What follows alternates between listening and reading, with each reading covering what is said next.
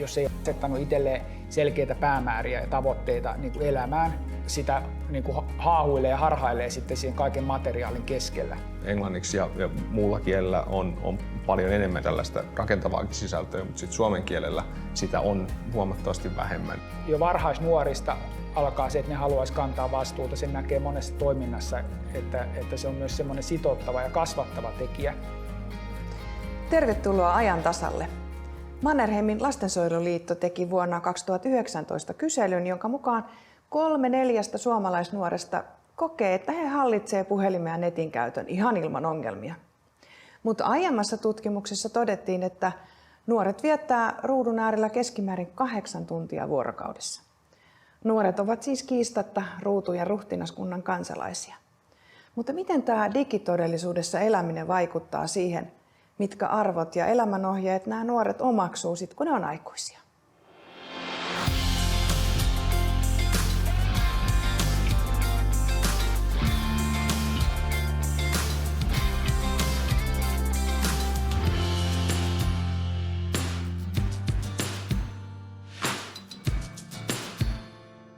Digitalisaatio ja algoritmit määrittää nykyään meidän arkea ja tapaa hahmottaa maailmaa.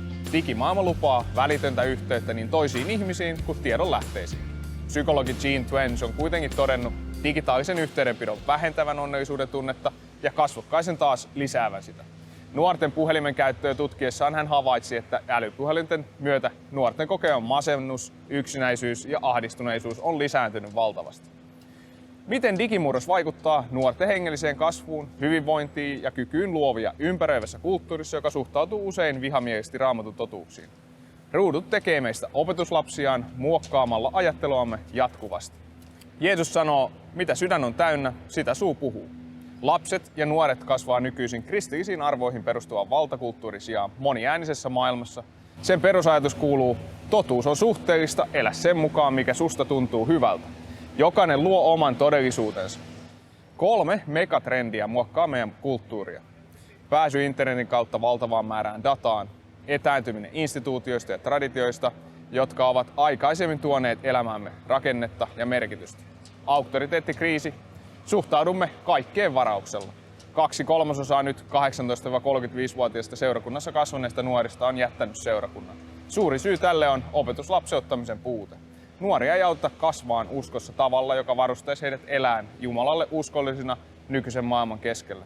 Sen sijaan heidät varustetaan elämään menneen ajan kristillisessä valtakulttuurissa. Kasvaessaan he huomaavat olevansa valmistautumattomia sen kulttuuripaineen edessä, joka kyseenalaistaa kaiken, minkä varaan heidän elämä on rakentunut. Sananlaskussa sanotaan, totuta poikanen tiensä suuntaan, niin hän ei vanhetessaankaan siltä poikkea. Joku opetus lapseuttaa kasvavan sukupolven. Jos me ei tehdä sitä, niin ruudut tekee.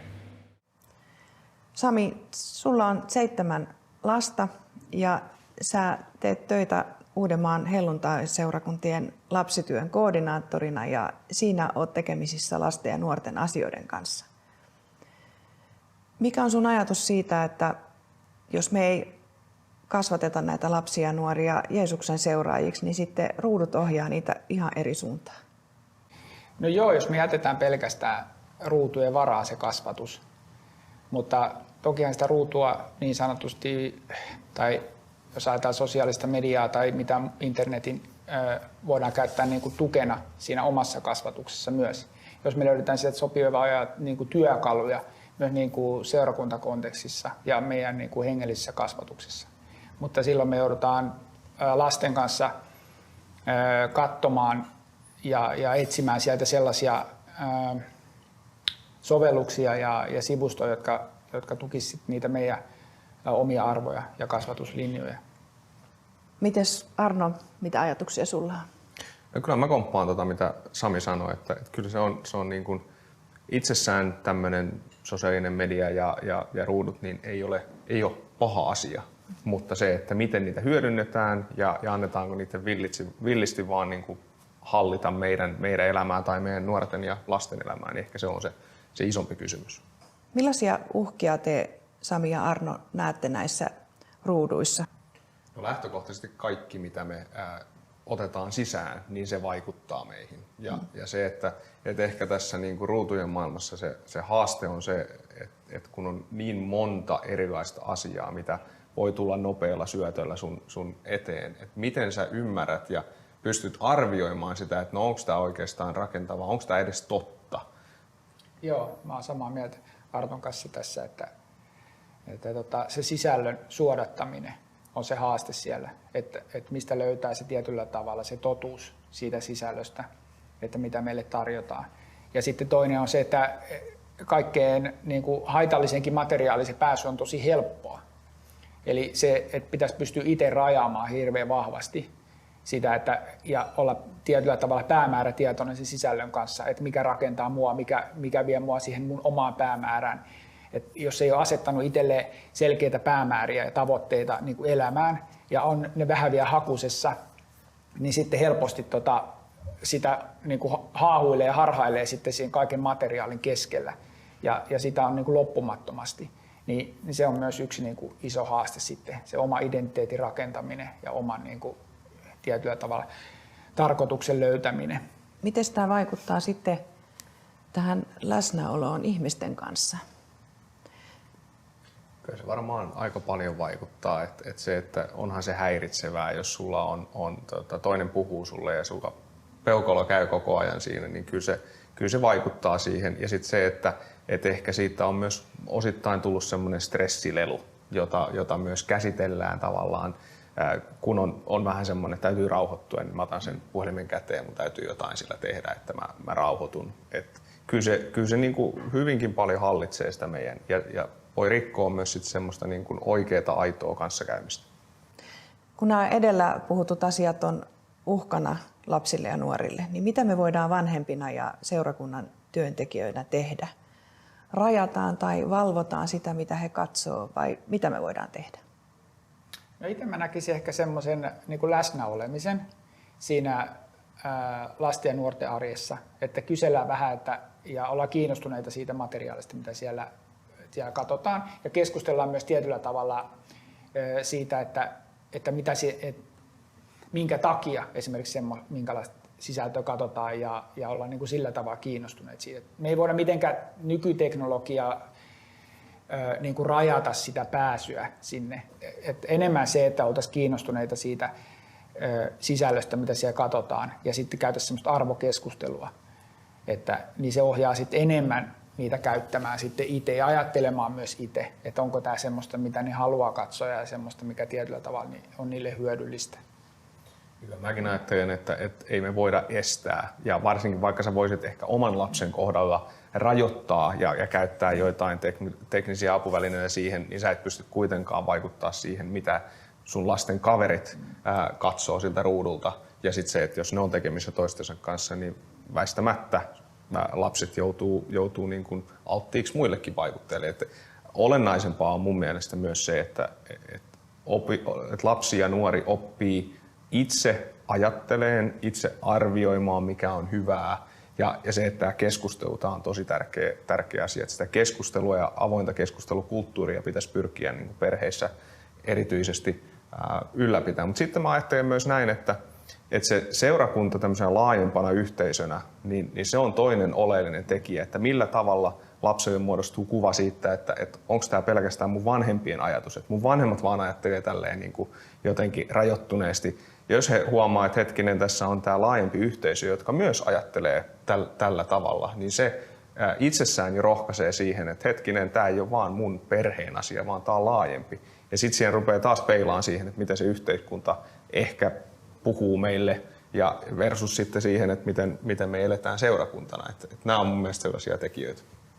Brittiläisen tutkimuksen mukaan lapsi viettää keskimäärin 1000–1200 tuntia vuodessa koulussa ja seurakunnassa 100. Mutta vanhemmat viettää aikaa lapsen kanssa 2–3 tuhanteen tuntia. Eli kyllä tässä on vaikutusmahdollisuus. Nyt Petra kertoo meille omasta ruutujen käytöstään. Mä tuijotan noin 2 erilaista ruutua päivittäin arjessa, mutta sitten joskus mä käytän meidän isoa pöytäkonetta. Multa menee puolet päivästä mun ruutujen katselemiseen. Mä teen mun läppärillä yleensä kouluhommia tai omia projekteja. Oma läppäri on aina mulla mukana. Se on mun koulukirja. Mun ruutuaikaa ei ole rajoitettu tällä hetkellä, mutta mä oon itse asettanut jonkinlaiset rajat yöhön aikaan. Pyrin nukkumaan silloin. Lauantai-aamupäivä olisi kokonaan ruuduton kaikilta meiltä, mikä on mun mielestä ihan hyvä asia. Mun mielestä on kätevää, että kännykkä on lähellä ja käsillä silloin, kun mä haluan katsoa jotain niin kuin netistä ja tarvitsee ehkä soittaa kaverille.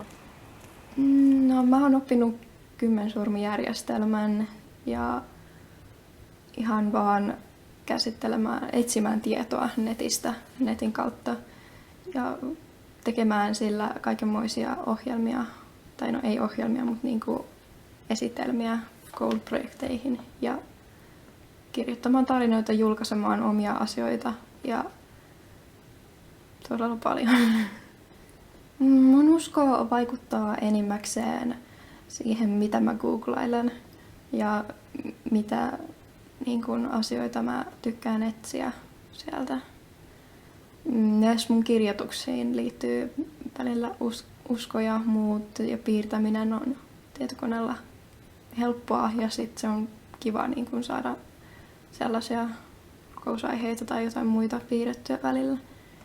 Näillä laitteiden käyttö ei yleensä vaikuta mitenkään mun ulkoisiin kokemuksiin niin kun omasta hyvyydestä.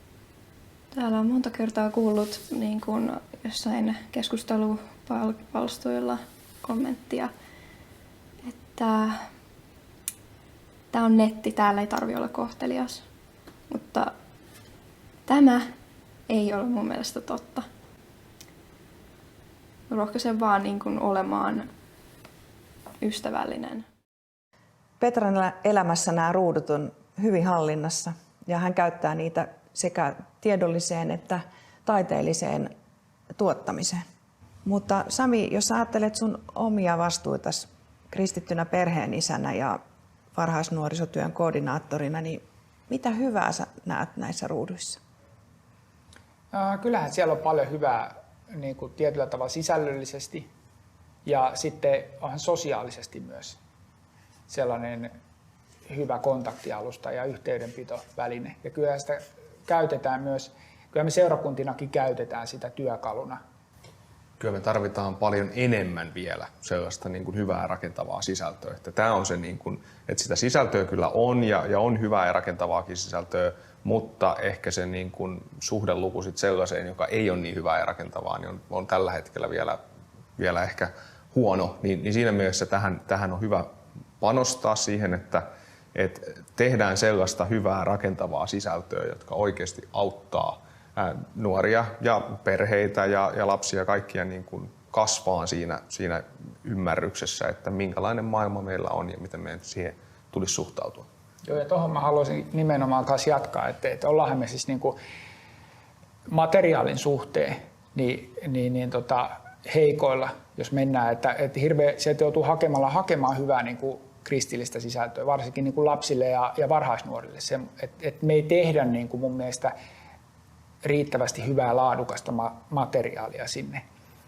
Et muut vie kyllä siellä nyt niin kuin vahvasti markkinaa ja se muu sisältö on siellä isosti esillä. Ja tämä on varmaan tämmöiseen niin kuin meidän suomalaiseen kontekstiin myös sellainen ehkä haaste, koska meillä on kuitenkin tietty kieliryhmä. Että okei, englanniksi ja muulla kielellä on paljon enemmän ehkä myös tällaista rakentavaakin sisältöä, mutta sitten suomen kielellä sitä on suhteessa huomattavasti vähemmän. Et tähän mä kyllä sanon, että tähän pitäisi erityisesti panostaa. Miksi meidän seurakunnat ei sitten tässä digimaailmassa ole opetuslapseuttavia? Mä luulen, että kysymys on ehkä semmoisesta myös tietynlaisesta teknologian murroksesta siinä suhteessa, että yleensä seurakunnassa ne, ketkä suunnittelee sitä ohjelmaa ja sisältöä siihen, niin se on semmoista sukupolvea, joka ei ole oppinut jo käyttämään tätä tekniikkaa ja mediaa hyväksi. Ja ne käyttää niitä keinoja, jotka ne on omaksunut omassa niin kuin elämässä, lapsuudessa, nuoruudessa ja sitten aikuisena. On se teknologinen osaaminen ja sitten myös ne ajatuskuviot ja mallit on erilaiset kuin nykynuorilla. Mä luulen, että se johtuu paljon siitä. Me tehdään sitä, mitä meille on niin kuin periaatteessa, mitä me on omaksuttu ja opetettu paljon. Tämä on yksi iso syy siinä. Ja toinen iso syy on se, että me ei ehkä haasteta itseämme niin kuin tarpeeksi. Me ei pitäisi olla enemmän niin kuin semmoista niin jotenkin drivea siinä tekemisessä, että me ajateltaisiin tietyllä tavalla, että me halutaan vaikuttaa vahvasti, eikä mennä vaan tietyllä tavalla siitä, niin kuin, että mikä on helppoa ja mikä me osataan. Että me haastettaisiin enemmän vielä omaksumaan uusia ja menemään tietyllä tavalla siihen uuteen mukaan vahvasti. Arno, sinä olet toiminnanjohtajana yhteisössä, joka mahdollistaa nuorten palvelemisen lähetystyössä. Mutta miten sitten tässä digimaailmassa, onko se mahdollista, että lapset ja nuoret voisivat olla jotenkin aktiivisia toimijoita ja tuoda omaa uskonsa esille? Kyllä se on mahdollista, mutta se edellyttää sit siltä vanhemmalta sukupolvelta sitä, että halutaan nähdä ne lapset ja nuoret sellaisena merkityksellisenä toimijoina tässä ympäristössä. Et paljon semmoista kulttuurimuutosta tässäkin niin kun edellytetään. Joo, kyllä siellä mahdollisuuksia on, pitää vaan antaa tilaa sitten toimia. Se on enemmän se haaste, että aikuissukupolvi, vanhemmat ihmiset on ottanut vahvasti sitä opettamisen ja ohjaamisen roolia, eikä sitä uskalleta oikein antaa sitten eteenpäin. Sillä tavalla, että aidosti annettaisiin vastuuta ja semmoisia, jos käytetään urheilutermejä, niin kuin pelipaikkoja, että sä pääset kentälle myös niin kuin tekemään asioita ja elämään todeksi sitä, mitä tietyllä tavalla sulle opetetaan. Niin niitä paikkoja me tarvittaisiin huomattavasti enemmän. Onko siinä mahdollisesti sellainen ajatus takana, että ei uskalleta ottaa riskiä, että eihän sitten tiedä, mitä sieltä lasten suusta tulee? Nimenomaan mä luulen, että siinä on tämä näin. Eli ollaan niin jotenkin se opetus keskiössä, tieto keskiössä. Ajatellaan, että meillä on se niin kuin tietyllä tavalla se tieto ja osaaminen ja sitten pelätään virheitä, että mitäs jos ne ei osukaan nyt ihan maaliin opillisesti tai teologisesti joku kannanotto ja muuta, niin ei uskalleta sillä tavalla antaa sitä vastuuta niille nuorille siihen tekemiseen. Mutta se on mun mielestä ihan ehdoton edellytys ja ne mielellään ottaisi myös niin kuin jo varhaisnuorista alkaa se, että ne haluaisi kantaa vastuuta. Sen näkee monessa toiminnassa, että se on myös semmoinen sitouttava ja kasvattava tekijä myös hengellisesti, että kun ne pääsee tekemään ja osallistumaan ja käyttämään tietyllä tavalla sitä omaa osaamista ja niitä lahjoja, mitä Jumala on antanut siinä tehtävässä, ne kasvaa siinä. Ja ne kasvaa myös siihen yhteisöön sitä kautta, että se olisi hirveän tärkeä. Että ne lapset ja nuoret, ne ei jaksa hirveän kauan olla vain yleisönä, vaan saavana osapuolena, jos ne ei pääse itse osallistumaan siihen itse tekemiseen. Meillä on varmaan haasteena myös tässä meidän seurakuntakulttuurissa se ohjelmakeskeisyys ja semmoinen, että lähdetään niin kuin, tai tehdään sitä ohjelmaa jollekin niin sanotulle yleisölle. Ja se ei ole pitkässä juoksussa kovin hedelmällistä. Ja sitten siinä on myös se, niin kuin että nuoret ja lapset niin parhaiten oppii itse tekemällä, kun sä itse joudut jotain asioita prosessoimaan. Sä joudut miettimään, että no mitähän tämä oikeastaan tarkoittaa, jos sä joudut jonkun asian vaikka selittämään itse, niin se on ihan erilainen tilanne kuin sitten se, että jos sulle vaan annetaan tässä se on opettelet tää ulkoa, niin kuinka paljon se muotoutuu sit siihen meidän tekemiseen. Tässä on semmoinen voimavaran näkökulma myös, että meidän aikuiset monesti ollaan aika väsyneitä ja taakotettuja sitä omasta arjesta, työstä ja perheestä ja muuta. Ja sitten siellä olisi kuitenkin jonossa semmoisia innokkaita tekijöitä, niin se on mun mielestä vähän hassua, että sitten me yritetään kuitenkin tehdä kaikki. Ja sitten me tehdään joskus sitä vähän niin kuin puolilla valoilla. Eli me ei jakseta tietyllä tavalla panostaa siihen eikä ottaa kaikkia niitä hyviä ideoita käyttöön. Mä näen, että meillä on paljon materiaalia ja opetussuunnitelmia, hyviä materiaaleja. Me ei jakseta ottaa niitä käyttöön, koska me ollaan tietyllä tavalla kaikesta muusta arjesta sen verran väsyneitä, niin sitten me tehdään tietyllä tavalla myös sitä asiaa niin kuin helpon kautta. Et me tehdään se vanhaan tyyliin tietyllä tavalla ja ne mitä me osataan, kun sitten taas, että monesti sillä uudella sukupolvella olisi intoa ja energiaa ja aikaakin toisella tavalla tehdä ja panostaa siihen. Meidän kannattaisi käyttää tämä ilman muuta hyväksi. Se olisi niin kuin win-win molemmin puolin. Kiitos Sami ja kiitos Arno tästä hyvästä keskustelusta. Oli hieno viettää aikaa teidän kanssa. Kiitos. Kiitos. Ruudut. Hyvä renki, mutta aika huono isäntä. Ne yhdistää, mutta myös erottaa meitä toisistamme. Suunnataan ajan tasalle. Etsitään yhdessä tapoja auttaa lapsia ja nuoria elämään ruutujen kanssa niin, ettei he kadota yhteyttä itseensä, toisiin ihmisiin ja Jumalaan. Seuraavassa videossa me kysytään, kutsummeko Jeesuksen perhearkeemme? Mikäli tämä video innosti sua, niin klikkaa tykkää-nappia ja harkitse tämän kanavan tilaamista. Näin sä autat meitä levittämään näitä videoita. Heippa!